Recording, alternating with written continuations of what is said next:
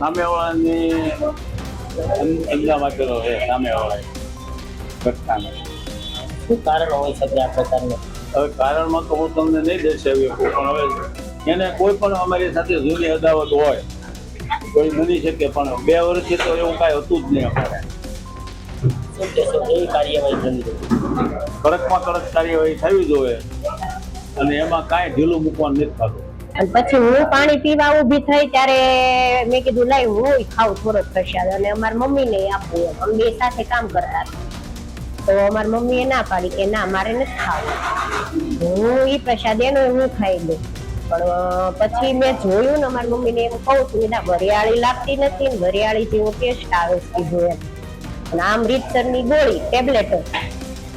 તો પછી ફોન આવ્યો મારા દેરાણીનો, કે એટલે સગી નથી કઝિન થાય, કે બાપુજીને કાંઈ થયું છે કે એમની નહીં, કેમ કે એને એડમિટ કરવા પડ્યા છે.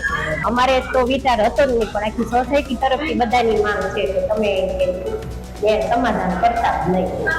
જે હકીકત મળતા અમારી ટેકનિકલ એનાલિસિસ અને બીજી જે ટીમો છે એ શકમંદ લોકોની જે છે એ તપાસ કરી રહી છે, અને જે મુદ્દામાલ છે આપણી પ્રસાદી જે છે મીઠાઈનું સેમ્પલ એને કબજે કરી અને FSL ની અંદર એના પૃથ્થકરણ માટે એનો વિશેષ અહેવાલ આવે કે એની અંદર કયો કન્ટેન્ટ હાજર છે, શું છે હકીકત, એના માટે જે છે એ FSL ની અંદર આ જે સેમ્પલ પણ જે છે મોકલવામાં આવ્યા છે.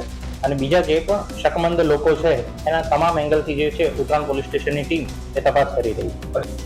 પોલીસ જે છે એ પોતાના દરેક જે છે પાસાઓને ધ્યાનમાં રાખી દરેક શકમંદ લોકો જે કંઈ પણ જે છે એમની હકીકત છે, જે કંઈ ટેકનિકલ એનાલિસિસ છે, આ તમામ પાસાઓને ધ્યાનમાં રાખી જેટલાની સામે પણ શંકાસ્પદ જે છે જેટલા પણ લોકો એ તમામની તપાસ જે છે એ પોલીસ દ્વારા અત્યારે કરવામાં આવી રહી છે. અમારી તમામ માહિતીથી અપડેટ રહેવા માટે જોડાયેલા રહો S9 ન્યૂઝ સાથે.